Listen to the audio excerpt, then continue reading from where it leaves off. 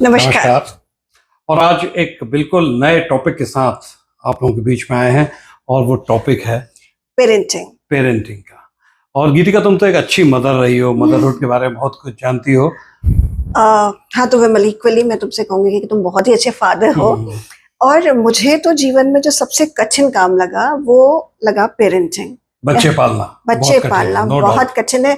आपको पता ही नहीं होता है कि उनको कैसे किस डायरेक्शन में ले जाना है। हम खुद इतने कंफ्यूज रहते हैं कि बच्चे के साथ ऐसे ट्रीट करना है कि बच्चे के साथ ऐसे ट्रीट करना है। कुछ लोग बताते हैं कि बहुत डिसिप्लिन रहना है, कुछ लोग कहते हैं कुछ अलग तरीके से। तो इतने सारे व्यूज हैं, इतने कुछ हमें हमारे सीनियर्स बताते हैं। तो हमें समझ में नहीं आता एक्चुअली कि हम अपने बच्चे को कैसे ट्रीट करें।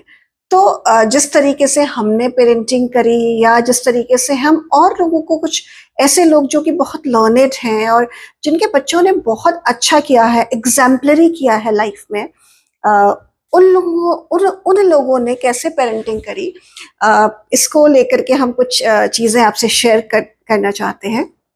हम माता पिता अक्सर ये मान बैठते हैं कि ये बच्चा हमारी संपत्ति है। हम ही सब कुछ हम है। बहुत ज्यादा पजेसिव हो जाते हैं, बहुत ज्यादा पजेसिव हो जाते हैं, पजेस करने लगते हैं। तो बात यह है विमल कि हम किसी ह्यूमन बीइंग को, किसी इंडिविजुअल को पजेस नहीं कर सकते।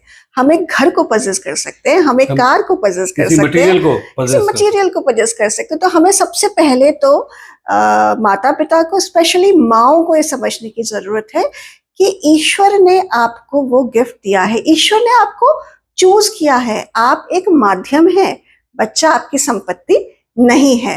तो उसको प्यार कीजिए, उसको केयर कीजिए, और उसको पजेस मत कीजिए, क्योंकि इसका परिणाम बाद में ज्यादा होता है। जब बच्चा बड़ा हो जाता है, उसकी शादी होती है, तो माएँ उसको बिल्कुल पजेस करने लगती हैं। उसको लगता है कि अरे भाई, ये अब अपनी बीवी की सुनने लगा, अपनी पत्नी की सुनने लगा, और फिर दिक्कतें आती हैं, कॉन्फ्लिक्ट्स होते हैं। तो एक तो पजेसिवनेस से हमें बचना है, हमें केयर करनी है, प्रॉपर केयर करनी है बच्चे की। बिल्कुल बिल्कुल, बहुत केयर करने की जरूरत है। बट हमें उसको केयर इस तरीके से करनी है कि हम उसे अपनी संपत्ति ना समझ बैठे। जैसे कई बार हमने देखा है कि जैसे गेस्ट आते हैं, माता पिता शुरू हो जाते हैं कि बेटा ये सुनाओ, बेटा जॉनी जॉनी सुनाओ, बेटा ये सुनाओ।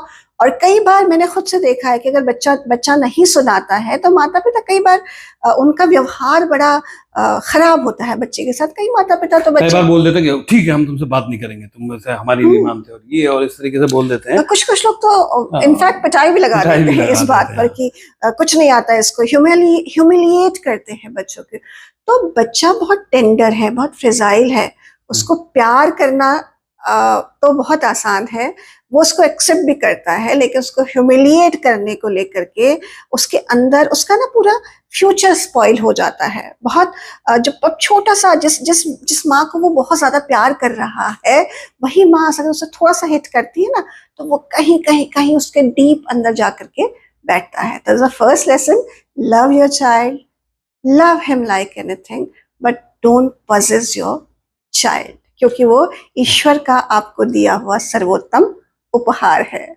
और दूसरी चीज गीतिका, अभी एक क्या हो गया कि जो वर्तमान समय है, ज्यादातर पेरेंट्स, माँ बाप दोनों ही वर्किंग होते हैं, काम करते हैं, बिजी रहते हैं, समय नहीं रहता। समय हमारे पास रहता नहीं है तो बच्चों को हम समय नहीं दे पाते हैं।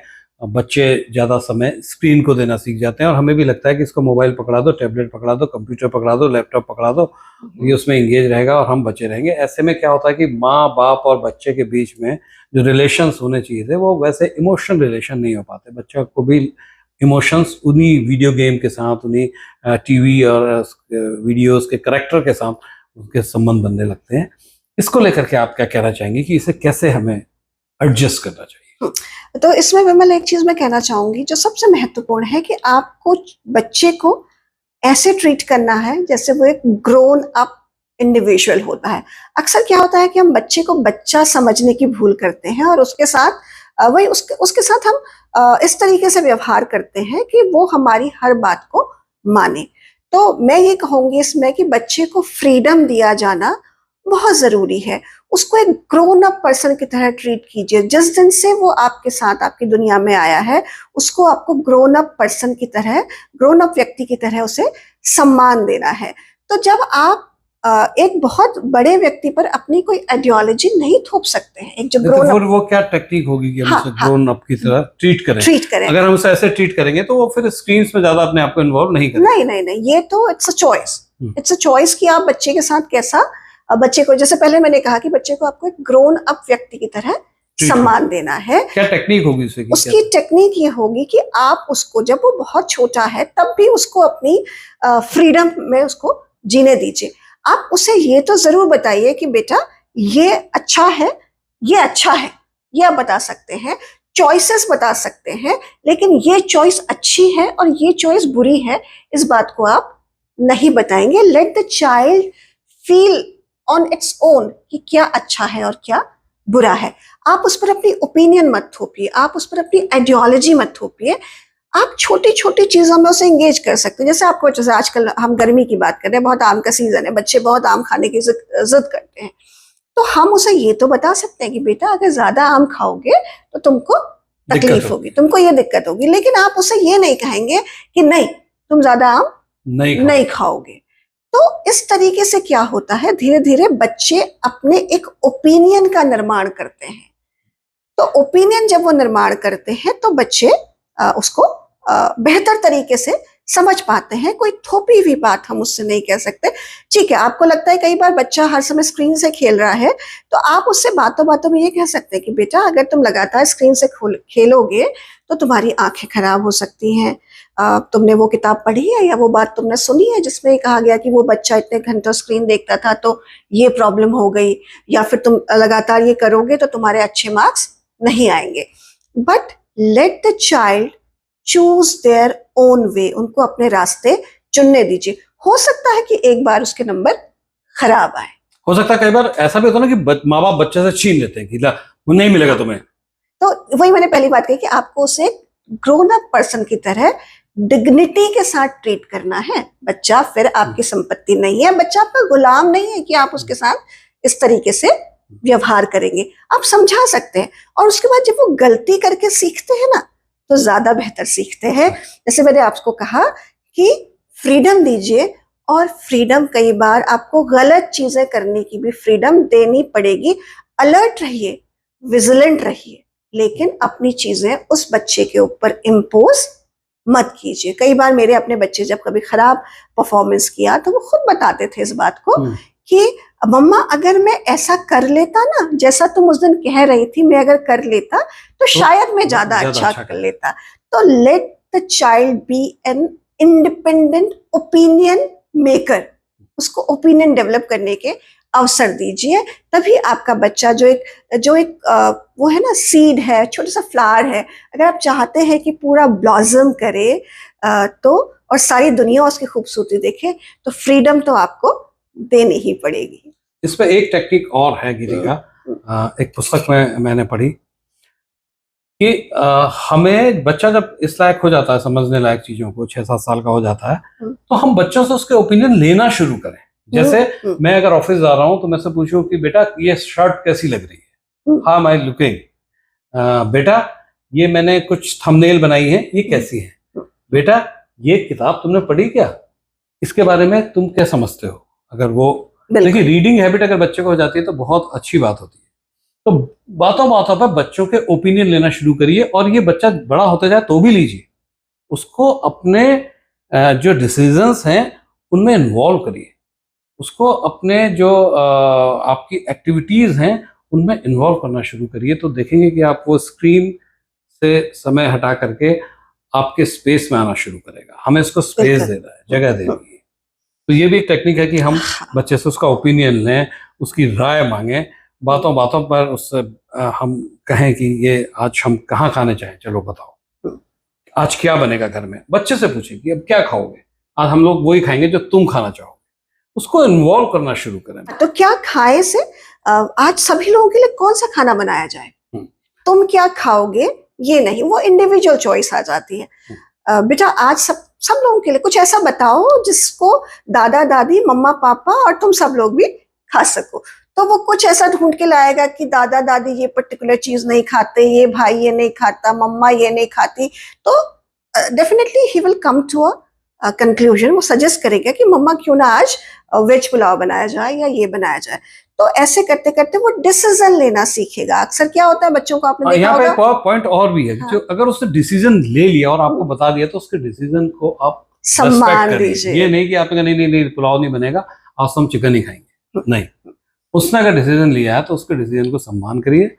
हाँ, आपको मन है चिकन खाने का और आप या पनीर खाने का, और आप कह रहे हो कि नहीं ये पुलाव के लिए कह रहा है, तो आप कहोगे ठीक है पुलाव बना लेते हैं और मम्मा का मन आज पनीर खाने को है, पनीर भी बना लेते हैं पुलाव भी बना लेते हैं। इस तरीके से आपको एडजस्टमेंट करना है, उसके डिसीजन को आपको रेस्पेक्ट देनी है। अक्सर अदरवाइज क्या होता है, बहुत बड़े होने तक भी बच्चे माँ को फोन करके पूछते हैं या कि मम्मा मैं ऐसा कर लूं, मम्मा मैं ऐसा चले जाऊं, तो कहीं ना जो नेचुरल चीजें हैं उस बच्चे के अंदर वो खत्म होती है। और कई बार आपने देखा भी होगा कि बच्चे पूछते हैं आपसे लेकिन फिर वो करते वही हैं जो उनके मन को अच्छा लगता है। तो ऐसा करके बच्चे क्या बनते हैं, हिपोक्रेट बनते हैं। जैसे बहुत सारे लोग मतलब हिपोक्रेट यानी कहते कुछ है करते कुछ है। तो अगर आप बच्चे को के साथ बहुत ट्रूली पेश आएंगे कि ठीक है कि हम तुम्हारे डिसीजन को पूरा सम्मान दे रहे हैं, तो वो जानेगा कि जरूरी नहीं है कि मैं अंदर कुछ और बाहर कुछ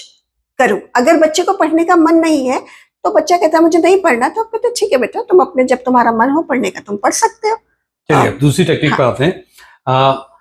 बच्चे को रीडिंग हैबिट आपको डलवानी है। तो शुरू से ही बच्चे को ना जब आप कहानियां सुनाते हैं तो कोई कहानी की किताब से पढ़ करके, उसके सामने भी रखिए किताब, वो भी पढ़ सके, वो आपको देखे पढ़ते हुए, आप उसे पढ़ करके सुनाएं। ये शुरुआत कीजिए। अगर बच्चे को रीडिंग हैबिट बन जाती है, अच्छी रीडिंग हैबिट होती है, तो बच्चा आगे अच्छा करता है। रीडिंग हैबिट होना भी एक बहुत महत्वपूर्ण बात है बच्चे के भविष्य के करियर के लिए। तो आप कोशिश करिए कि उसको रीडिंग हैबिट हो और आप उसके साथ बैठ के पढ़ें और उसे समय दें, चाहे उसे आप कहानियां सुनाएं। तो आप रीडिंग हैबिट की बात कर रहे थे। अक्सर मैं देखती हूँ पेरेंट्स को बहुत ज्यादा इस बात पर फोकस करते हैं कि बच्चे के किस तरह के मार्क्स आ रहे हैं, कितने मार्क्स आ रहे हैं। तो उस हिसाब से वो बच्चों को ज्यादातर उनका जो स्कूल का सिलेबस है उसको ज्यादा पढ़ाने में रटाने में लगे रहते हैं। तो रीडिंग हैबिट को लेकर के मैं ये कहूंगी कि बच्चे को स्कूल की चीजों को ही रटाने उसको कराइए, और उसको पढ़ाने के साथ साथ आप एक रूटीन अपना रात को सोते समय या किसी भी समय बच्चे को बुक्स को पढ़ने की आदत डलवाइए।